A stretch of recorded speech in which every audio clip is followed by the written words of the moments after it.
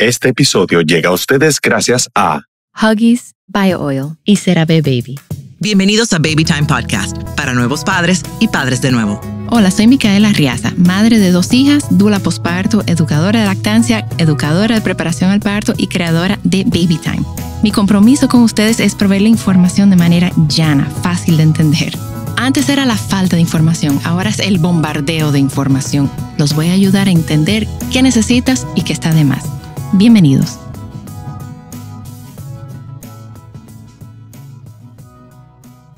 Estoy mirando a la cámara ahora porque Luke me echó un boche que yo el otro día no saludé a la cámara. Entonces, como estamos ahora grabando para subirlo a YouTube, buenos días, buenas tardes, saludos.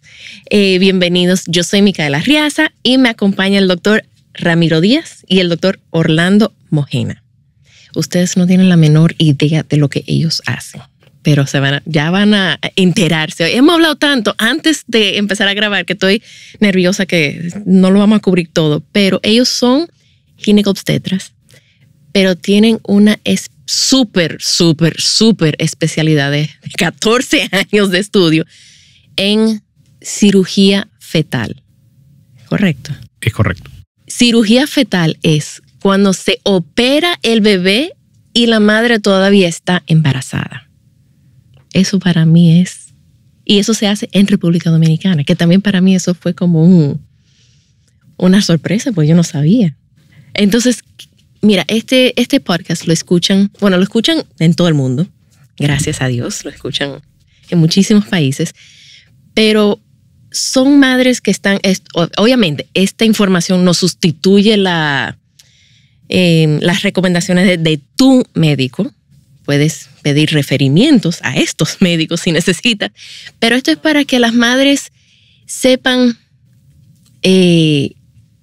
alarmas y que tengan como información, no para que se asusten, sino para que ellas puedan manejar ciertas situaciones si les toca a tiempo.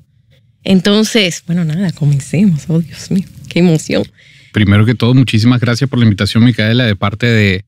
Nosotros venimos con Orlando y mi persona en representación a todo el equipo de trabajo de Dominican Fetal Center, que es nuestra fundación, okay. Donde precisamente somos un grupo en total de 30 médicos. Wow. No somos poquitos, somos 30 en total. ¿En Santo Domingo o en...? Cubrimos todo el país, para ser sincero. Porque si bien Orlando y yo hacemos la parte de cirugía fetal, la cirugía fetal no es solamente el cirujano fetal. Nosotros somos una mínima parte de todo el complemento de personas que hace todo.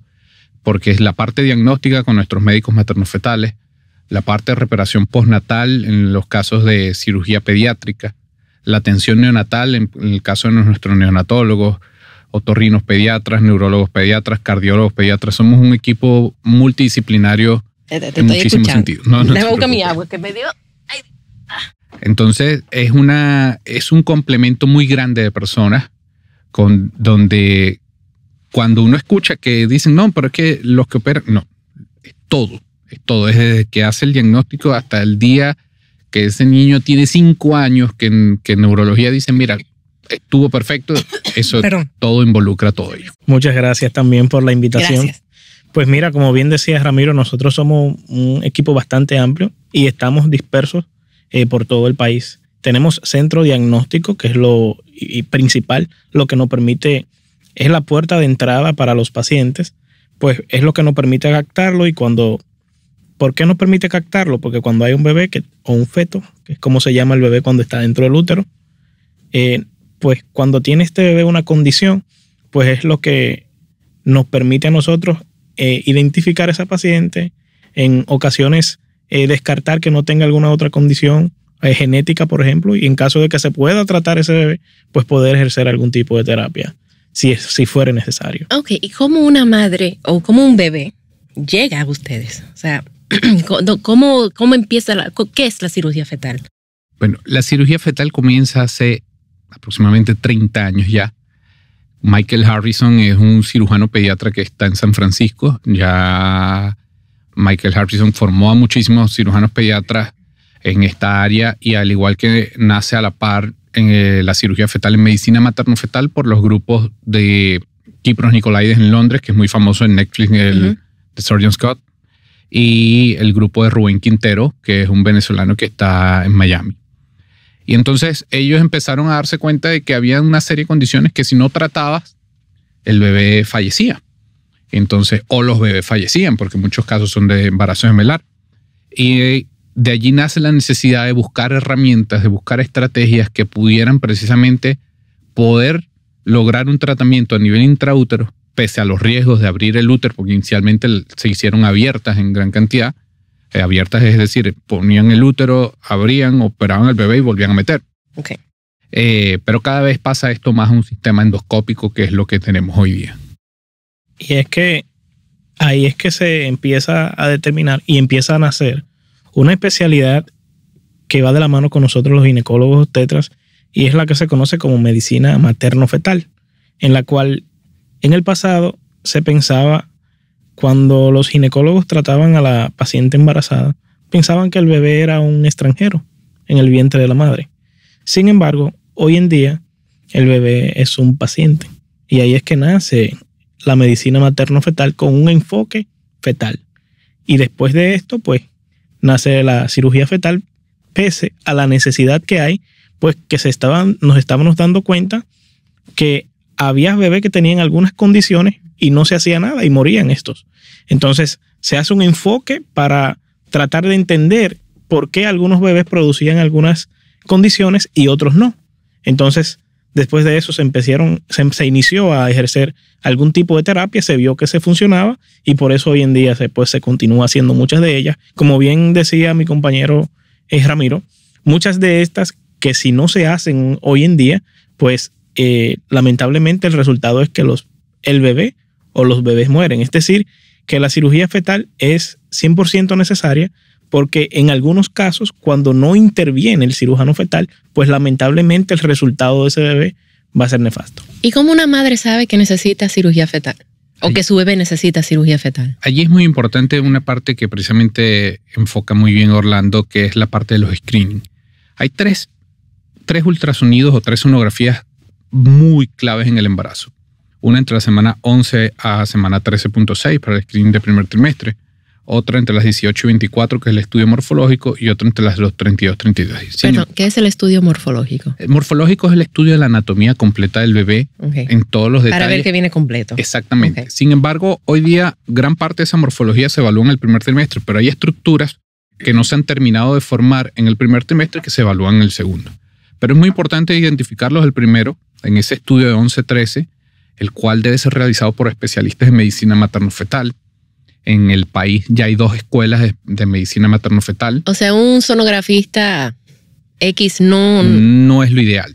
Okay. No es lo ideal, porque lo ideal es que sea el especialista en medicina materno-fetal, porque el especialista en medicina materno-fetal es un ginecólogo que ya tuvo 4 años estudiando obstetricia y adicional hace una subespecialidad de 2 años dedicado solo al embarazo, a hacer las sonografías del embarazo, y por lo cual tiene la capacidad de identificar las complicaciones y de identificar esos cuadros y de ese momento poner en alerta y llamar al cirujano fetal: epa, estoy viendo esto, y ya él sabe cuál es la cronología, porque entiende muy bien al feto, porque como muy bien dijo Orlando, ya el feto pasó a ser un paciente, y por eso existe la sociedad que se llama el feto como paciente, donde precisamente él dice: epa, ya estoy encontrando esto, vamos a ponernos en sistema de alerta y ya no vas a esperar tantas semanas para ver si sigue. No, ya ahí empiezan a cambiar los esquemas. Por eso es muy importante estas 2 sonografías. Es importantísimo, discúlpame, Micaela, que te interrumpa. Es importantísimo en ese tenor que mencionar, en eso que dice Ramiro con relación al screening de la sonografía que se realiza entre la 11 y la 14 semanas, también en muchas ocasiones mal llamada o llamada también sonografía genética. Pues, ¿por qué digo quizás mal llamada? Porque muchas veces el enfoque no es solo buscar condiciones genéticas como se pensaba en el pasado. Es decir, en un pasado no tan lejano, básicamente este estudio se enfocaba en buscar la cantidad de líquido que está detrás de la nuca del bebé, que se llama translucencia nucal, ver si eso estaba o no engrosado. Cuando eso está engrosado, esos bebés se asocian a síndrome de Down. En el pasado eso tuvo un ímpetu muy elevado y el screening pues se enfocaba en eso. Sin embargo, hoy en día ese tamizaje del primer trimestre, como se llama, pues además de que busca, como bien dice Ramiro, condiciones morfológicas en el bebé, también hay algo muy importante que busca este estudio, y es que nos permite a nosotros saber cuándo la madre tiene posibilidad de desarrollar preeclampsia a lo largo de... Desde las 11 semanas. E incluso, aparte de que nos permite identificar un número importante de cuáles pacientes podrían de desarrollar preeclampsia, pues nos permite tratar a esa paciente para que no la desarrollen. Es decir, que aparte de que tenemos la posibilidad de ver si hay condiciones genéticas, si hay condiciones estructurales, pues también tenemos cierta protección hacia la madre desde el punto de vista de ese trastorno, que es bastante importante porque es una de las principales causas de mortalidad materna. Esto es algo muy importante mencionarlo, y es pues prevenir la preeclampsia. Okay. Y la preeclampsia es, para que las que no saben, es cuando empieza a subir la presión al final del embarazo, generalmente al final del embarazo. Después de la segunda mitad del embarazo, que es bien como dice Ramiro, después de la 20. Y la solución es desembarazar. La mayoría de las veces. Si no se controla, es desembarazar a la madre. Correcto. Ok. Entonces, las madres que están embarazadas ahora mismo y se están haciendo sus sonografías, deben de ser, traten de buscar a alguien que su sonografista o su médico sea especialista en materno-infantil. Materno-fetal. Okay. Así es. Tienen que buscar esas personas. ¿Y aquí en el país existen? Sí, claro. Okay. Aquí hay 2 escuelas. La escuela de Santiago, donde se formó el doctor Mojena, y ahí la escuela que está en la Plaza de la Salud, la cual la coordina un compañero, una persona con muchísima experiencia, 30 años en ello, el doctor Raúl Sánchez, que tiene una trayectoria en diagnóstico prenatal increíble. Entonces, ese programa está hecho a un nivel muy alto, en donde nosotros incluso participamos en escribir el programa, y donde se tomaron los mejores programas de España, de Colombia, de muchísimos sitios, y se desarrolló de manera que salieran los egresados con el mejor nivel académico, y este tipo de profesionales no solamente estuvieran algunos en Santiago, algunos en Santo Domingo, sino que hemos podido lograr distribuirlos en todo el país. Okay. Y cuando una madre está embarazada, que le dan en ese screening o sospecha, la persona que le está haciendo la sonografía sospecha de una anomalía, ¿qué es lo más común que ve? ¿Qué es lo más... Mira, en un bebé, porque hay diferencia entre embarazos múltiples y embarazo de un solo bebé. De un solo bebé. Okay. Claro, el detalle está en que por lo menos nosotros en cirugía fetal hay casos que podemos operar y hay anomalías que no se pueden operar. Las patologías más comunes por estadística a nivel mundial son los defectos cardíacos, lo cual el país cuenta con un excelente recurso que es SEDIMAT para las intervenciones cardíacas postnatal. Postnatal. Okay. Y los defectos del sistema nervioso central, que lamentablemente ahí viene un problema muy grande, porque los defectos del sistema nervioso central incluyen los anencefálicos, son los bebecitos que no formaron la calota que cubre el cerebro y por ende ellos fallecen. Pero también entran los bebés de espina bífida, donde nosotros allí sí estamos trabajando muy fuerte en toda esta parte, en traer todo esto al país de espina bífida. Hicimos un entrenamiento muy fuerte con esto de espina bífida, tanto en Cincinnati como en México. Y son los bebés que tienen ese defecto en la espalda, que es lo llamado mielomeningocele, que les produce la Norchiari, que les produce hidrocefalia, y son los bebés que iban a ser paralíticos. Estos bebés tienen tratamiento intraútero. Esta parte se está haciendo precisamente todo para que ahora comience la parte de espina bífida aquí en el país. Ya se ha traído muchísimo material, entrenamiento, todo ello.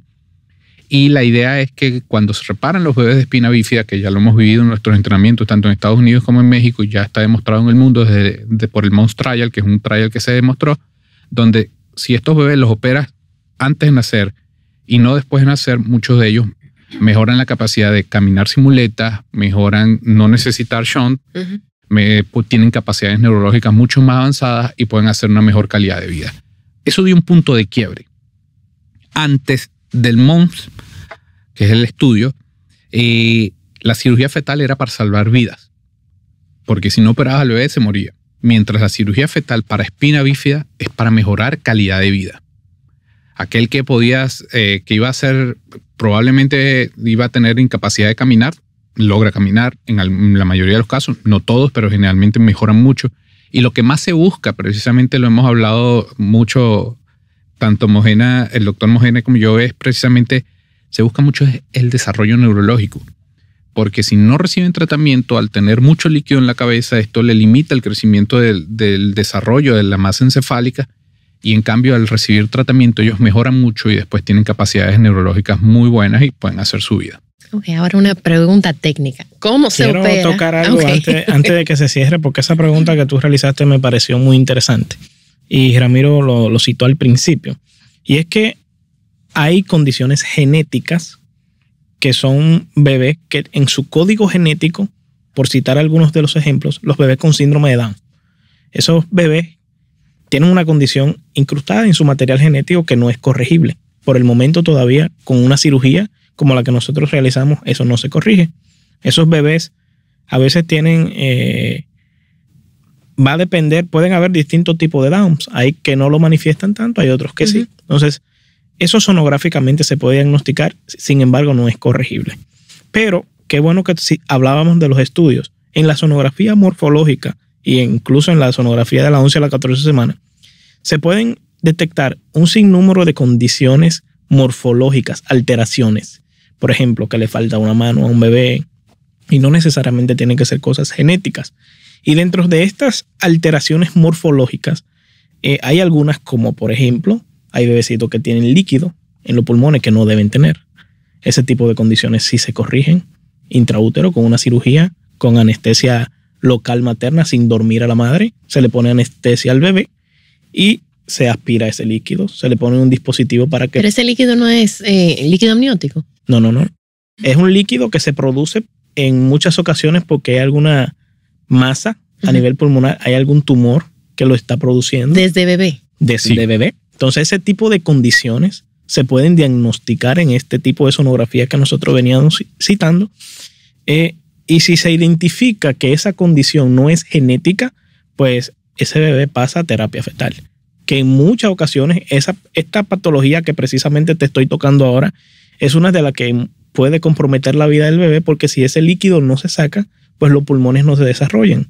Y cuando el bebé nace, pues los pulmones están hipoplásicos, que es un término que nosotros los médicos citamos para decir que el pulmón no se expandió adecuadamente. Y si no se expande, pues cuando nazca no va a poder respirar. Y si no respira, pues se muere.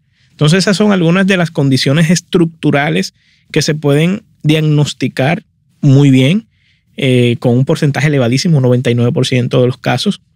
En la sonografía morfológica, a veces hay bebecitos que tienen la vejiga urinaria más aumentada de lo normal, y un sinnúmero de condiciones que vamos a continuar pues citando mientras se vaya desarrollando pues el programa. Ok, ahora la gran pregunta. Sí. ¿Cómo ustedes operan un bebé que está dentro de la madre? Bueno, cada día... O sea, ¿cómo llegan? O sea, qué sé yo, operan el corazón del bebé, operan la vejiga del bebé, operan los pulmones. Sí. O sea, ustedes se dedican a operar todo. El feto es nuestro paciente. Es completo. O sea, nosotros somos los médicos del feto. Era lo que te decía al principio. Pre-pediatras. Al principio. Pero respetamos muchísimo a los pediatras. Sí, de verdad que... Y allí nosotros admiramos tanto lo que hace pediatría que la mitad de nuestro equipo son pediatras con subespecialidades. Y es que sin los pediatras neonatólogos, que son los que reciben a los bebés, pues nosotros no podemos trabajar. Porque la mayoría de esos bebés que necesitan algún tipo de terapia fetal o cirugía intraútero, como le estamos denominando, pues necesitan un buen cuidado neonatal, es decir, un buen cuidado postnatal. Y sin la ayuda de nuestros colegas, los pediatras neonatales, pues si ese bebé no recibe una buena alimentación y no recibe un cuidado adecuado, pues cuando viene a ver la cirugía no va a ser tan exitosa como querramos. Okay. ¿Y cómo ustedes operan? Sí. ¿Cómo llegan al bebé? La medicina ha cambiado y así fue pasando la cirugía fetal. Antes todas las cirugías eran abiertas para cualquier cantidad de cosas en ginecología. Pero precisamente por eso evolucionó la laparoscopia y así pasó en la cirugía fetal. Se buscó llegar al punto de la endoscopia. Entonces, nosotros trabajamos con fetoscopios, los cuales son de diámetros muy pequeños, son cámaras de apenas 1.3 milímetros. Y al entrar buscamos precisamente evitar la placenta, porque por eso necesitamos mucho entrenamiento en la parte de ecografía. Por eso tanto Orlando como yo, después que hicimos medicina, ginecología y obstetricia, hicimos medicina materno-fetal, hicimos un año de fellowship en cirugía endoscópica y después hicimos cirugía fetal. Y entonces uno hace esa parte de entrenamiento endoscópico porque trabajas con cámaras. Estas son cámaras tan mínimas que haces un solo orificio, que lo máximo del grosor del puerto va a ser 3.3 milímetros, y a través de ese sistema entra a la cámara con la cual vas a ver al bebé, porque el bebé está en un mundo totalmente oscuro y uno le pone luz. La luz no le afecta al bebé, eso fue demostrado con embriones de pollo. Okay. Pero ese mismo dispositivo tiene puertos, unos pequeños tubitos y canales por donde uno mete las pinzas, mete el láser, que es uno de los instrumentos más comunes. Entonces es un solo orificio, el cual después que retiras el dispositivo de entrada, que generalmente es la cánula o el trocar, el amnios no se recupera del todo, pero tiende a cerrarse solo. Es el saco amniótico. Exactamente. Porque yo te iba a preguntar, ¿cómo tú llegas al bebé si había que atravesar el saco amniótico? Por eso, y no hay pérdida de líquido. La pérdida de líquido tú la controlas. Okay. Pero también puedes colocarle líquido. Preparas soluciones que están a la misma temperatura, las calientes y las preparas a la misma temperatura. El bebé vive en el mundo perfecto. No paga impuestos, no va a hacer mercado. No le da frío. No le da frío, no se preocupa por si le toca la nueva vacuna, el COVID, nada. Él está feliz. El feto es el ser más feliz de todos. Entonces hay que ponerle líquido a la misma temperatura, porque incluso un cambio en la termorregulación le produce cambios bradicardia y se complican.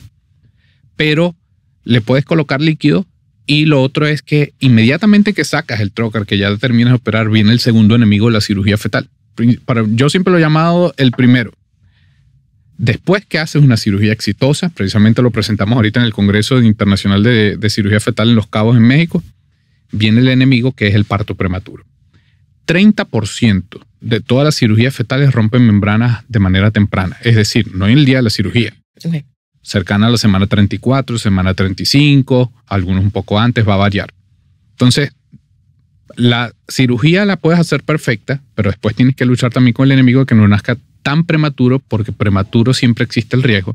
Y por ende ahí nuestro brazo derecho de fuerza siempre es el neonatólogo. En nuestro caso siempre estamos apoyados con el doctor Rafael Mena, quien es nuestra estrella en neonatología. Y pobrecito, Rafa un día no me va a querer agarrar el teléfono ni a mí Orlando, porque nunca...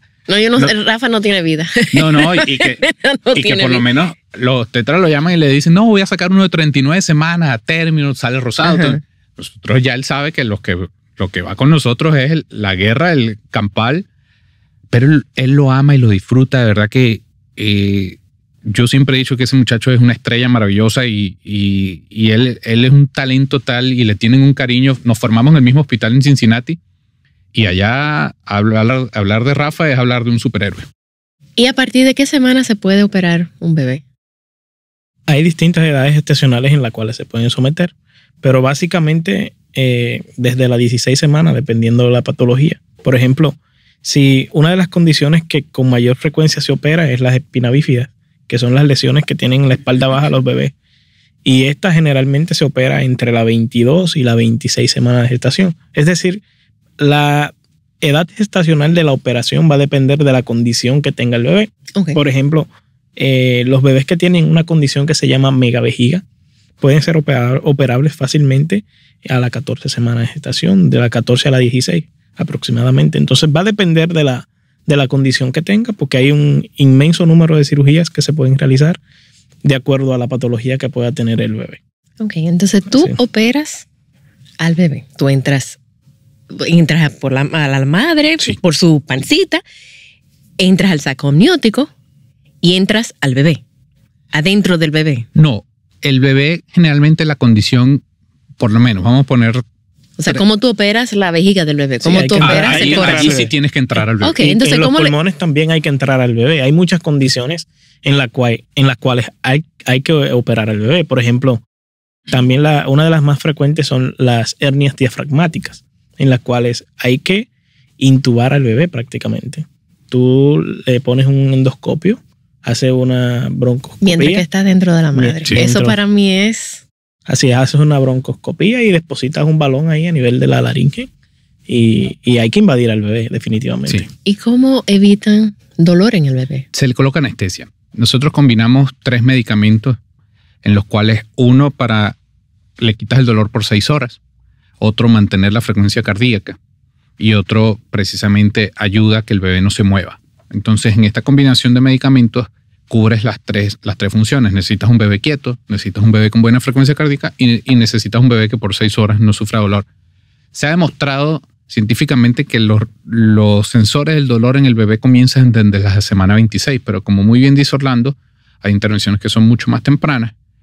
¿Y por qué las intervenciones han pasado a ser más tempranas? Porque se ha demostrado que fisiopatológicamente, mientras más tiempo dura con la enfermedad, más daño y secuelas deja la enfermedad. Entonces se ha buscado operar un poco más temprano.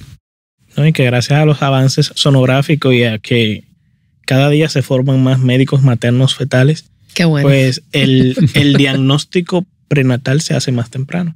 Ok, entonces ahora en caso de los mellizos, ¿qué cuidado debe tener una madre que está llevando un embarazo gemelar? Los gemelares existen 3 condiciones particulares, ¿no? En realidad hay 2 tipos de embarazo gemelar. El embarazo gemelar bicorial biamniótico, Ok, que eso tiene 2 significa placentas. Ok, 2 placentas. Aquí sí me ayuda Orlando, que es el que está más en esa parte, es el mellizo. Aquí. Así. Ok, los mellizos. Son los mellizos. Exacto. Porque Y los gemelos tienen una sola placenta. Es correcto. Y son idénticos. Una sola Así es. placenta son idénticos. Ok. Pero el problema es que cuando tienes una sola placenta, esa placenta se comparte. Y cuando esa placenta se comparte ya las cosas van mal. Sí, bueno, siempre uno quiere compartir. Sí, en realidad hay un mellizo, hay un gemelo. hay alguien que quiere comer más que el otro. Ok. Y en esa placenta existen vasos. En el 85% de esas placentas existen vasos, anastomosis. Orlando está allá, tenemos esta matita en común. Y entonces... Ok, esta es la placenta. Esa es la placenta, Okay, pero así es. aquí está mi mano, pone Orlando su mano y estas manos, los dedos son comunicaciones, donde yo le envío sangre y él envía sangre. Ok. Pero uno de los dos va a tomar la función de que yo envío sangre esperando que tú me la regreses y yo no la regrese. Eso siempre pasa con los mellizos. Eso sucede hasta en un 10% a 15% de los embarazos de mellizos. Pero De los gemelos. De los Para gemelos. que no se confunda de los gemelos. la audición. Sí. Gracias. Gemelos son idénticos. Okay. Exacto, una sola placenta. Entonces el problema es que eso se llama síndrome de transfusión intergemelar. Yo te paso sangre, él no me la regresa, él se pone grande, él se pone gordo, Y tú te quedas revejido, como y yo me dicen. quedo, pero los dos sufrimos. Y si no nos operas, que lo que hay que entrar y ver cuáles son esas comunicaciones y eliminarlas disparando a la placenta con un láser, sí, lo cual no es fácil, porque el problema de la cirugía, si yo entro y me abro la barriga, yo sé dónde está mi apéndice, que no me lo han sacado, está ahí. Uh-huh. Pero el problema con la cirugía de placenta es que ninguna placenta es igual a la otra. Y no se pone en el mismo sitio tampoco. Y las comunicaciones son iguales a la otra y no se ponen en el mismo sitio. Entonces, por eso la cirugía fetal lleva tanto entrenamiento y es por eso que los grandes cirujanos fetales, que precisamente lo decía en estos momentos en el congreso el fin de semana el doctor Gratakowski, uno de los mejores del mundo en el grupo del Clínica Barcelona, él decía, es que no necesitas muchos cirujanos fetales, necesitas muy pocos centros de cirugía fetal para que hagan experiencia, porque en verdad la operación es del 1%, y tú dices, bueno, el 1%, República Dominicana tiene 150,000 partos al año. Si hacen un 1%, estamos hablando de 1.500 embarazos. Significa que 1.500 personas van a necesitar ayuda. Algunas son tratables, otras no son tratables. Pero para poder hacer todo el entrenamiento que ya nosotros hicimos afuera y después comienzas toda la parte de operar, tú necesitas muy pocas personas entrenadas en esto para que la frecuencia de operación hace que estas personas precisamente son los mejores especialistas porque vienen de hacer el sacrificio de estar afuera por muchos años. Más la curva precisamente que están ellos con el equipo integrado de que todos manejan ya el mismo idioma. Esto es sumamente importante porque vemos el común denominador de que por lo menos pasa. Hablamos el otro día de que salió un carro de moda y todo el mundo quiere tener el carro de moda. O salió el iPhone nuevo. El iPhone nuevo, todo el mundo tiene. No es así, la medicina no es así y ninguna especialidad es así. Yo le decía a Micaela antes de empezar el podcast que si a mí me dan un niño, yo siempre le digo, ¿y cómo lo baño? Pregúntale a Micaela, yo no sé. Sí, tú me habías dicho, no, yo con niños no quiero, yo no sé. Yo adentro del útero lo que tú quieras, pero del bebé yo no tengo hijos, no puedo decirte cómo se carga un bebé porque no tengo experiencia en eso. Entonces, eso pasa con la cirugía fetal. Es un área tan especializada que los grupos son sumamente pequeños para que precisamente se tenga la mejor casuística y darle el mejor resultado. Pues bien, mira, Micaela, en ese mismo tenor que menciona Ramiro con relación a los embarazos gemelares, es muy importante que los embarazos gemelares sean seguidos por personas que tengan un entrenamiento adecuado sonográficamente para valorar embarazos gemelares. Y más cuando son embarazos gemelares monocoriales, biamnióticos, por citar, son los gemelos. Ok, gracias. Es decir, cuando son gemelos, es muy importante que el profesional que lo va a seguir sonográficamente tenga mucha experiencia evaluándolos. ¿Por qué? Porque Ramiro solo citó una de las condiciones que se pueden presentar estos tipos de bebés, que fue el síndrome de transfusión gemelo a gemelo, pero también esto, como bien dice Ramiro, esta es la placenta. Ahora yo me inserté La placenta es, como todos saben, el órgano que se encarga de nutrir al bebé y lo hace a través del cordón umbilical. Uh-huh. Entonces, dependiendo en el lugar donde se inserte el cordón umbilical, por ejemplo, Ramiro decía que se insertó aquí. En el bordecito. Yo estoy insertado aquí y Ramiro está insertado en ese bordecito, ¿quién se va a alimentar menos? Ramiro. Y es así, él come más que yo. Aunque parezcamos gemelos y que los dos somos calvos con barba, no es así. Entonces, si Ramiro come menos que yo, pues va a haber una diferencia importante de pesos. Y eso, a mediado vaya aumentando la gestación, pues no solo puede comprometer los pesos, sino que puede comprometer el flujo de sangre que recibe Ramiro. ¿Y eso es corregible? Sí, puede ser corregible. ¿Cómo se lleva el cordón umbilical que está en la esquina? El cordón no se lleva, pero sí... Con el láser. Con el láser se evita que Ramiro me mande de los pocos vasos que son de él, uh-huh, pues me comparta a mí y solo permanezcan con él. Entonces esa es otra de las pocas condiciones que se presentan, es decir, que hay más. Entonces yo soy una madre que está embarazada, que está escuchando este podcast de gemelos, ¿verdad? Así es. Podemos hacer un podcast solamente de gemelos. Y ella está ahora mismo diciendo, espérate, yo tengo que buscar un especialista en... medicina materno-fetal. Sonografía materno-fetal. Así es. Ok. Y usted, bueno, porque yo sé que van a estar preguntándole a todos sus sonografistas, ustedes son materno-fetales, tienen especialidad en materno-fetal, pero es importante que sí lo tengan. Y si no lo tienen, que vayan a donde un especialista. Nosotros no decimos que, por ejemplo, las sonografías no las realice, pueden ir donde radiólogos, o sea, todo el mundo tiene entrenamiento en realizar sonografía. Ahora, hay estudios específicos que deben realizar los médicos materno-fetales, como son lo que Ramiro te citó al principio, la sonografía de las 11 a las 14 semanas, la sonografía morfológica, y un paréntesis, en los embarazos gemelares sí definitivamente debe ser evaluado por un médico materno-fetal por el gran número de complicaciones que realizan estos pacientes. Okay. ¿Y con qué frecuencia? Porque lo dijimos antes del podcast, pero yo lo quiero decir. ¿Con qué frecuencia una madre que lleva un embarazo múltiple, gemelar o de trillizos o mellizos, debe de hacerse la sonografía? Eso va a depender de la corionicidad, es decir, de si son de la corionicidad. Del número de placentas. Del número de placentas. Entonces yo tengo que allanar esto porque... No, pues está bien. Porque las madres van a decir lo mismo que yo. ¿Qué fue lo que digo? No, ya ahí estaba en ese momento en Google. Sí, es decir, que si la madre tiene mellizos, es decir, que tienen 2 placentas, pues el seguimiento puede ser estándar. Si no hay ninguna complicación, una vez se puede ver una vez al mes, exactamente, así mismo. Pero cuando es un embarazo gemelar, que tienen una sola placenta, que son gemelos, pues cada 15 días. Ok, eso es un dato que yo no conocía. Entonces es importante. ¿Por qué cada 15 días? Porque son bebés que hacen muchas complicaciones. Y por ejemplo, el síndrome de transfusión gemelo-gemelo, la restricción selectiva del crecimiento intrauterino, que fue lo que citamos ahora, el Twin Anemia Polisistemia Syndrome, que es el que un bebé se queda anémico y el otro está polisistémico, es decir, que tiene mucha sangre. Y a uno le falta, entonces el otro tiene demasiado. Ese tipo de condiciones pueden ser muy bien diagnosticables sonográficamente y se pueden tratar también. Y son operables. Así es. Aquí el técnico de la cabina está celebrando que no son 2. ¿A qué no se puede operar? Muy buena pregunta. Gracias, Luke. Mira, hay condiciones que ya son incompatibles con la vida, como un bebé anencefálico. Ya tú no puedes crear una calota de hueso y colocarla arriba. O por lo menos hay condiciones a nivel cardíaco, que incluso la cirugía fetal a nivel cardíaco ha evolucionado mucho. Y esto ha permitido que bebés que antes no tenían opción sino hasta después de nacer, de hacer algunas cirugías o trasplante cardíaco, hoy en día hay tratamientos que les ayuda a mejorar. No es que pone sano el corazón, pero prepara el corazón para que puedan soportar las cirugías postnatales. Entonces, ¿qué no se puede operar a nivel intraútero? Por lo menos la gente nos pregunta mucho de los siameses. Y los siameses no se pueden separar a nivel intraútero. Los siameses, tú los sigues. Generalmente los siameses en el país, creo que por la red que hemos podido crear con Dominican Fetal Center, al tener presencia en La Vega, en Moca, en Santiago, en Puerto Plata, en Santo Domingo, en San Francisco de Macorís, y nos seguimos extendiendo en Jarabacoa y ahora toca hacia otras zonas.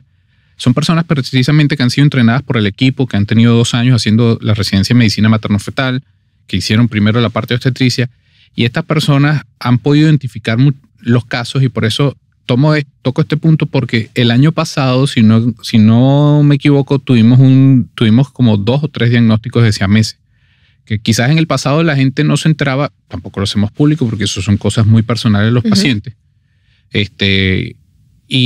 Pero sí ha habido el diagnóstico, y el diagnóstico es muy bueno que lo haya, porque precisamente nos da la opción de, nosotros no podemos hacer nada a nivel intraútero, pero sí podemos por lo menos buscar la opción de que después que nazca, las personas que hacen cirugía pediátrica les puedan brindar el apoyo, e incluso nuestro grupo instaló en el país desde el año 2018 las resonancias, 2018-2017, resonancia magnética fetal que no había en el país. Esto nos ha permitido ser más precisos en el diagnóstico, por lo menos en siameses, que durante la sonografía los ves, pero cuando entras al resonador puedes ver qué es lo que comparten con más específico. Entonces, esas condiciones no son operables a nivel intraútero, o las condiciones que ya son totalmente incompatibles con la vida ya no tienen operación a nivel intraútero. Sin embargo, siempre se les atiende en búsqueda de dar un soporte muy especial a las madres. Hablábamos precisamente con Micaela de eso antes. Creo que el soporte psicológico a la embarazada es extremadamente importante, y en los equipos de cirugía fetal siempre también se busca eso, porque no es fácil cuando estás embarazada, la ilusión es que todo esté normal. Y adicional entonces te dicen, mira, hay que operar. Primero el susto de que algo no está bien. Algo no está bien. Ya eso a ella la empieza a poner... Claro. Yo siempre antes de empezar a evaluar a una paciente, a veces van muy emocionados y, doctor, yo quiero grabar. Dame un segundo, vamos a hacer un screening. No grabes todavía. Vamos a hacer un screening, y después que veamos rápidamente que las cosas están bien, pues grabamos, porque es muy traumático, pues tú dejarle plasmado ese momento en que tú le vas a decir a esa paciente, pues algo traumático para ella. Claro, y entonces tienes que saber incluso hasta cómo hablarles para preparar ese momento, porque cuando ya les dice a alguien algo está mal, y cuando ya les dice, mira, tienes que ir con los de cirugía fetal, ya el susto es mayor. Y también viene la tercera parte del asunto. No es solamente que llegaste al grupo de cirugía fetal, es que tan efectiva va a ser la cirugía, porque hay que aterrizar el punto de que si bien la cirugía fetal ha evolucionado y ha cambiado muchas cosas en el mundo, no es el 100% que logra el objetivo. 65% se salva la gran parte de los bebés, pero tienes un 35% donde quizás el logro no es total. Entonces tienes que aterrizar todos esos números, hablar con muchos números, con mucha estadística, porque es como cuando las personas van a un procedimiento de fertilidad. No el 100% van a salir embarazadas en un procedimiento de fertilidad. Si pasa con la cirugía fetal, no el 100% van a tener el mismo resultado. ¿Qué hacemos nosotros con los casos de pie equinovaro? Los diagnosticamos de manera temprana y evaluamos qué tal es el movimiento, porque hay muchos tipos de pie equinovaro, dependiendo de si está afectado o no el tendón, hasta dónde lo puede llevar, si necesita o no cirugía, o si solamente necesita la botica que les hace corrector. Hoy día la ventaja es que esto es una ventaja muy grande que tenemos en el equipo, que cuando nosotros, al trabajar con todas estas subespecialidades pediátricas, lo cual para nosotros es un honor, nosotros tenemos la facilidad de que hacemos la interconsulta con el pediatra especialista de cada cosa, de cada área, de manera prenatal. Es decir, si a mí me diagnostican un bebé con un pie equinovaro, yo no tengo que esperar a nacer para verme con el ortopeda pediatra. No. Dentro del equipo hay quien se encarga de la parte, lo ve en la semana 32, le explica cuáles son los pronósticos, y así la señora cuando ya nace ya está identificado dónde va a ir, cómo hacer el seguimiento y todo eso. Esto nos ha dado un plus muy grande. Esto lo adaptamos mucho del sistema que hacen en Estados Unidos, los team meeting. Nosotros nos reunimos, le explicamos entre neonatología, obstetricia, todo el equipo que corresponde le explicamos cómo son los pros, qué es lo que va a pasar después. Y así la mamá hace un esquema de cómo va a ser su embarazo y qué va a pasar al nacer. Porque el problema es que cuando al nacen, con la cicatriz de la cesárea, con la herida del parto, entonces empezar a salir a buscar quién me va a tratar. No, todo eso nosotros lo hacemos de manera prenatal por un esquema totalmente organizado paso a paso por dónde va a pasar. Te puedo decir que el 70% de nuestro equipo no nos conocíamos. Nosotros recibimos una lista de quién era el mejor en cada área y el trato fue hecho de la siguiente manera. No me importaba ni nos importaba a ninguno si se llevaban bien o se llevaban mal. El objetivo era claro. El objetivo era ofrecerle lo mejor al país y por eso el eslogan era salud desde los nuestros para los nuestros, porque no todo el mundo tiene la facilidad de salir a Estados Unidos a gastarse $400,000 en tratar un bebé cuando teníamos la oportunidad de gente entrenada allá que lo podía hacer aquí en hospitales públicos de manera gratuita. Y qué bueno que surge esa pregunta del pie equinovaro, porque es importante, Ramiro, también dejarle a la audición que cuando se encuentran condiciones aisladas como el pie equinovaro y no se acompaña en muchas ocasiones de otros hallazgos estructurales que muy bien podría también aparecer en conjunto, por ejemplo un pie equinovaro e implantación de la oreja baja o algún otro hallazgo. Generalmente se ofrecen estudios genéticos que nosotros tenemos disponibles aquí en el país. Y estos estudios genéticos lo que nos ayudan a nosotros es a determinar genéticamente, porque nosotros estamos haciendo un screening sonográfico. O sea, yo siempre le digo al paciente, yo estoy viendo a tu bebé. Por ejemplo, yo estoy viendo a Ramiro ahora, pero yo no sé si Ramiro tiene una condición genética. Para yo saber si él tiene un síndrome, un algo. Gracias. Esa es nunca me habían dicho que era una forma tan médica. Es decir, entonces es importante decirle al paciente, yo tengo que tomarle una muestra de sangre a Ramiro para saber si él tiene una condición. Entonces, cuando yo veo que el bebé posiblemente tiene algo, pues tengo que indagar más. Y para eso hay distintos tipos de estudios que se realizan. Hay uno que es muy famoso y es económico que se realiza, es el ADN fetal en sangre materna, que se realiza en la sangre de la madre. Hay otros que lo conoce la gente mucho, que es la amniocentesis, que se extrae líquido a través de una aguja pasado a través del vientre de la madre y ese líquido se envía a procesar. En ocasiones se debe extraer sangre del cordón umbilical y así sucesivamente. Son estudios que nos ayudan cuando hay condiciones aisladas como un pie equinovaro, que ese bebé no tenga otra condición que quizás no se esté viendo en la sonografía. Okay. Háblame de la fundación. Mira, la fundación yo lo puedo definir como, yo los llamo definitivamente a todos ellos los Avengers. Me excluyo allí porque de verdad que para mí fue un honor que ellos todos aceptaran el mismo sueño en común, y digo me excluyo porque yo me siento más bien demasiado bien incluido al ser el único extranjero. Es maravilloso. La fundación se llama Dominican Fetal Center. La pueden buscar como Medicina Fetal Dominicana, @Medicina Fetal Dominicana. Sin embargo, la página web es Dominican Fetal Center. Y la fundación tiene un sistema de referencia y aparecen dónde están todos los médicos, dónde están todos los centros ubicados. Por lo menos Puerto Plata está Progestar, la Clínica Siglo XXI en San Francisco de Macorís, un FESI, Centro de Medicina Materno Fetal en Santiago, CEDEN en Santo Domingo, Vientre Materno en Moca. Tenemos ahora uno nuevo ahora en La Vega. Entonces son centros autorizados, gente que se comprometió a trabajar con nosotros. Yo lo asumo, lo he dicho públicamente y lo asumo siempre. Trabajar conmigo no es sencillo. Soy un maniático, duermo poco, duermo como 4 horas nada más. Les envío mensajes a cualquier cantidad de horas. Estudiamos hasta muy tarde, recibimos cualquier material de información. Entonces esto, uno ve el compromiso de cada una de las personas de la fundación que sabe que se está haciendo algo en sentido de ayudar a esos bebés que buscan esas madres una esperanza, porque no es sencillo. Hay 3 tipos de madres. Está la madre que viene y dice, mira, yo no quiero tener un bebé así, me voy afuera y le digo, mira, no quiero seguir mi embarazo, es válido. Ese es su cuerpo y es su decisión. Está la otra madre que dice, yo lo pongo en manos de Dios. Y somos un país muy católico, somos católicos, pero sabemos que la medicina también tiene que tener cierta parte, echarle la manito de lo que todo nos ayuda a Dios en ese sentido. Y está la madre que dice, mira, esta es la única opción de salvar a mi bebé. Quizás se salve, quizás no se salve, pero yo lo voy a intentar. Esa madre tiene un aplauso y un mérito muy grande, y esa madre llega siempre a la fundación y llega precisamente a buscar esa ayuda de especialistas, donde nosotros muchos sábados y domingos de nuestras vidas los dedicamos precisamente a ver a estos pacientes de manera gratuita en nuestros centros para poder ofrecerles algún tipo de respuesta.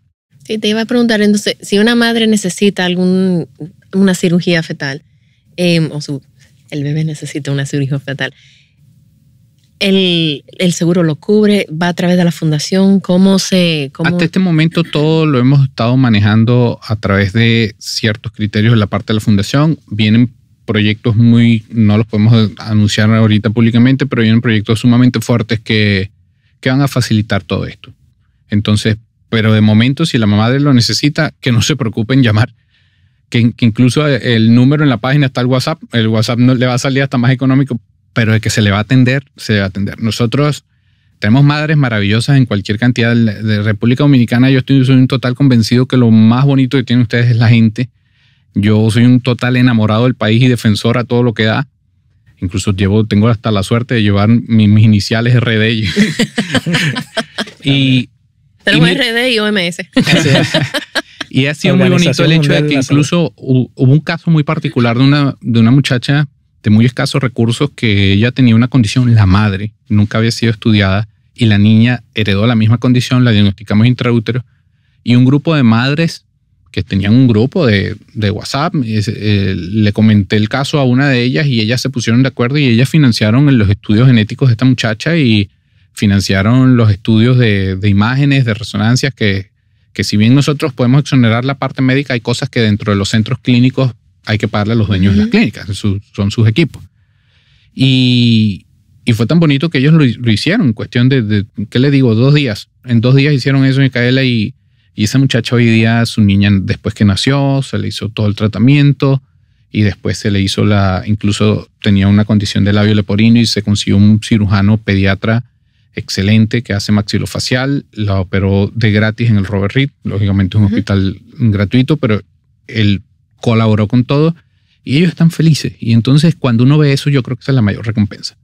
De verdad que el problema de muchas veces la gente está pensando nada más en lo económico y para pensando el bienestar, y yo siempre he hablado con Orlando precisamente eso, compartimos ese pensar. Tú puedes estar muy bien en el bienestar y tienes el bienestar en una parte y la felicidad en otra. No necesariamente estar en un bienestar económico te va a traer la felicidad. No, definitivamente no. Cuando tú encuentras lo que te da felicidad, te lleva al bienestar. Y mientras emocionalmente nos sintamos súper bien, para nosotros eso es lo básico. Y ver esos bebés cuando te los llevan después, ya no sé cuántas veces soy padrino ya. Entonces, sí, yo te lo llevo, mira que tú lo operaste. ¿Tú te acuerdas? O sea, porque a mí a veces me paran en la calle y porque yo trabajé con una madre y me dice, míralo, y yo no me acuerdo. Yo te conocí recién parida. Ramiro es una persona especial. Yo trato de recordarme de todo. Tiene la capacidad de acordarse de todo el mundo. No sé cómo lo hace, yo no soy así. Pero Ramiro tiene una memoria, nombre con punto, coma y apellido y todo. No, hasta condición sí se me hace a veces fácil, pero sabes que le digo que me comparte el secreto y no lo hace. No, me da a veces lo que pasa es que también tienes que ver al paciente. Eso es lo bueno que nosotros lo vemos en la parte postnatal, porque también nuestra paciente, vamos a estar claros, no se ofendan las embarazadas que saben cómo las quiero y las adoro, pero lógicamente llega un momento ellas ganan peso. Y como uno las conoce ya con el peso ganado. Por eso yo no las reconozco. Porque llegan yo tan delgadas después. Porque la dominicana queda súper flaca, fitness, que ya estoy lista para el gimnasio. Y yo digo... ¿Quién eres tú? En estos días me saludó una que ella se dio cuenta de que en esa sí, de verdad, admito que... Y la había visto en 2 embarazos y entonces ella claro, en la máscara, lo flaca que está. Y yo, oye, las felicito de verdad de aquel momento... Porque lógicamente pierden todo ese peso del embarazo por la lactancia, la maravillosa beneficio de la lactancia, que ya nosotros estamos pensando en lactar nosotros. Porque... No, definitivamente. Bueno, yo conozco padres que si fuera por ellos mismos lactaron. Así es. Bueno, pues, ¿quieren agregar algo más? Oye, yo creo que el mejor mensaje definitivamente es sigan la fundación. No, porque a nosotros nos importa el seguidor, en verdad, es un número. Nosotros lo que sí nos importa es que... Para que se informen. Se informen y que lleguen a tiempo, como dice Orlando, porque es que... Es cuestión de tiempo. Exactamente. Cada día cuenta, cada semana cuenta, cada momento cuenta. Y a veces la mejor referencia para llegar al médico adecuado es simplemente que alguien le cuente la historia de otro. Oye, a mí me pasó esto y me salvaron a mi bebé. Y yo creo que de esa forma... Sigan, como les digo, @Medicina Fetal Dominicana y allí está la información y pásensela a las otras madres porque uno no sabe en qué momento le va a tocar, pero que cuando le toque sepa que esto existe y que es una realidad. Sí, para mí eso era lo más importante, dar a conocer que esto existe, que estas cirugías se hacen a nivel nacional, a nivel local, que no hay que irse fuera, que no hay que gastarse $400,000 en hacérselo. Es muy importante, Micaela, y yo entiendo que finalizando esto, la paciente no deben desconocer que tienen que realizarse una sonografía, un tamizaje entre las 11 y las 14 semanas de gestación.